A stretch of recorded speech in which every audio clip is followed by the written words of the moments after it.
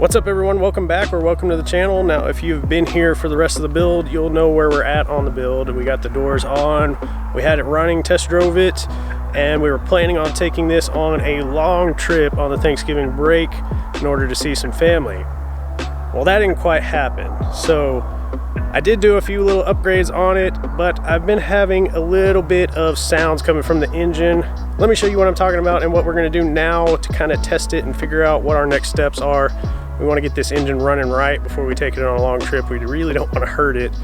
I mean, that was going to be a 700-mile trip on that. So let's go over it and see where we're at. All right, so a little carryover from last episode. I went ahead and made a couple of little spacers for the latch here. Now with the latch, you get two clicks kind of. There's one click there and then there's one click there. The second click is kind of the, well, that's the fully latched in. Undo that. What I was having issues with is on 3 of my doors, they would only go to there, and I couldn't quite get them to go into the full latch. So I created these little spacers that basically just push this latch out just a little bit more to reach that latch inside the door there. So now it shuts completely and latches in the second little click there. So that's a secure door now. The first time I put the doors on it, back whenever I used to have it as a 2-door, I did actually have the passenger door open on me on the highway because it didn't latch into the second latch there. So I want to make sure that all of them latch into the second click. That way I know they're all secure and they're all going to stay shut on me. So one of the upgrades I did was go ahead and put some visors in here. Now these were made for a 1997-2002 Jeep. That word doesn't want to come out of my mouth, I guess. Jeep Wrangler TJ. These are made by Rugged Ridge,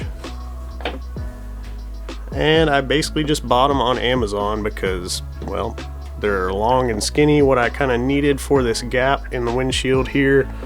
Our windshield on the Humvee is quite long, so this actually helps a lot with the gap. I basically kind of lined it up with the passenger or driver seat, so if the sun's in front of you, you want to block that out. I did not put it on the edges. I'm not even sure if these, I don't think these extend, so I don't think I can extend it out there. But if it's off on the side, it's not as much of a danger to me as it is on the front. Yes, I know the underside of my hood is dirty. We're just gonna forget about that right now. But these work out pretty well. I ended up mounting them just where the curve was on our, well, autofocus would work. We ended up mounting it just where the curve starts on our windshield frame here. We went ahead and drilled some holes, and then I just used some like self-tapping screws in those holes to basically thread those holes out and hold it in place. I also went ahead and rewired our heater here. Now our heater works just fine now. I did end up taking out the circuit breaker behind the dash here for it, and actually went ahead and took out the little relay as well. I was having an issue with the relay was popping all my fuses. The fuse itself, I went ahead and hardwired it with the fuse directly between there, and it works just fine. So it has something to do with that relay kicking on and just pulling too much power. I did go ahead and test all this and everything, and at the highest speed, it's only pulling like 11 or 12 amps, so I don't know why it was kicking a 30 amp fuse, but it was, and I think it has something to do with that relay. So I went ahead and took that out. It is fused to still protect the system and everything, and it is not drawing any power whenever it's turned off. And if you've been around before, and if you've been around since the episode I drove it in the parade, you'll remember I ended up talking about our starter didn't want to work for us after we ended up stopping after the parade and then trying to start it back up. Then once I got it home, I kind of hit it with a hammer and everything, and well, it started back up. And I had it happen a couple more times since then to where I could actually tap it with a hammer and it'd start back up, and then eventually it just wouldn't. So what I ended up actually doing was going ahead and getting another starter, throwing it in, testing it, and it did the same thing. So it ended up not being the starter. I ended up taking back the new starter. So the only other thing I could really think of on there was possibly wiring issues or batteries. Now I would test the batteries and they would read 12 volts, well 12.4, and it started up before on the 12.4 volts, but I ended up actually just taking them out, taking it in to be tested, and it ended up that one was bad actually. I imagine it was probably a bad cell in it and it was just not able to pull the amps needed to kick that starter on. So went ahead and put 2 new batteries in here, came back, and it started right up. So hopefully that whole issue is fixed. I haven't had an issue with that since either, so we're hoping it was just the 2 batteries there.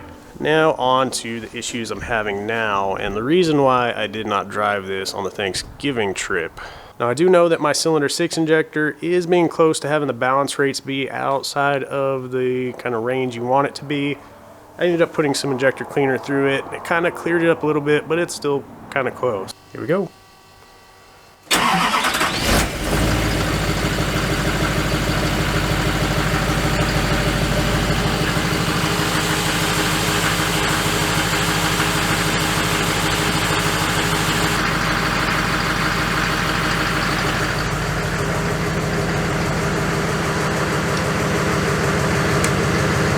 So I'm sure y'all can hear in there that little bit of kind of ticking sound. I believe that's one of the injectors. I think that's number 6 injector that's kind of going out on me. That one I do plan on replacing.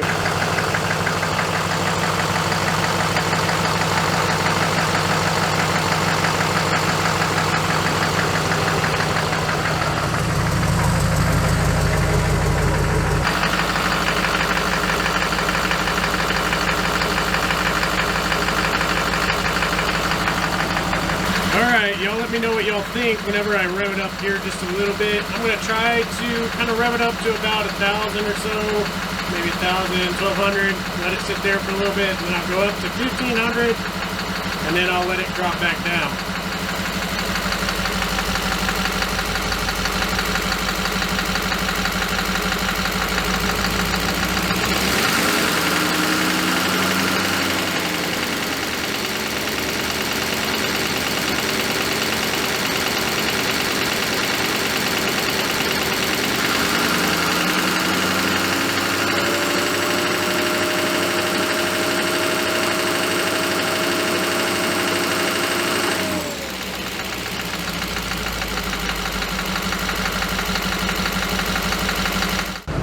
I think it may be that cylinder 6 that's causing that little knocking kind of tick sound.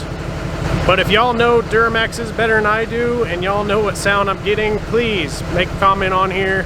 I'll go through the comments and see what y'all think, and we'll try to go through some stuff. And in the meantime, I may just go ahead and order an injector for the cylinder that I know is starting to go out. I do know that it's a diesel and it does make a lot of noise, but this is an LMM Duramax, so I expected it to be a little less kind of rattly tick sound. But again, this is only ever the 2nd diesel I've ever heard run, and the first one was the 6.5, and this is nothing like the first one. So if y'all know more than I do, feel free to put some comments in there. I'll get to looking at those once I get all this stuff posted and everything. Alrighty, let me show y'all here. I'm going to do a balance rate check on all these injectors. Diagnostics, injector balance rates. We want it plus or minus 4. You see, that's the one right there that I'm talking about. Injector number 6 balance rate seems to be off. Not quite outside, but it is right there. So I think I may go ahead and order an injector for that one and get that one replaced. Maybe that'll take care of that little tick that I'm hearing, hopefully.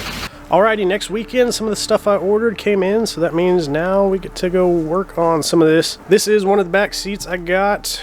It is a low back, you can probably tell by the box. Let me show you. Now I already have one set in the Humvee here just to see how everything fit. Of course, I think I moved it out of the way. Yes, I did. So I was measuring here, trying to figure out how big of a plate I need in order to bolt that to the top here, and then also bolt it to the seat here.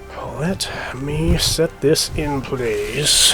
Hold on, y'all stay right there. Alrighty, I went ahead and set it in place here. As you can see, now one thing to be careful with the back seats is likely you are going to have some hangover on the front. Now, if you really wanted to, you could probably trim a few things in order to get it back maybe 1 inch, probably more like ½ an inch more. Now, even with this overhang, I was able to hop in here just fine. Actually, a lot easier in the back than it was trying to get in the front. So because we do have this overlap, our bolt location on the front actually sticks out from beyond that plate. The back bolt location can actually go on that plate, so we will use, there's 2 bolts back here and 2 up front. We will use the 2 bolts in the back to go through a steel plate I have, and then through this box top plate. The steel plate will bolt as well further up here onto the top of this box, and it'll hang off the edge just a tad. I mean, it is maybe an inch up front here that needs to hang off just in order to bolt the front of the seat down. All right, so we took the bottom of the seat, put bolts in it, cut out a piece of cardboard here about the size of our plate that we're going to be using underneath.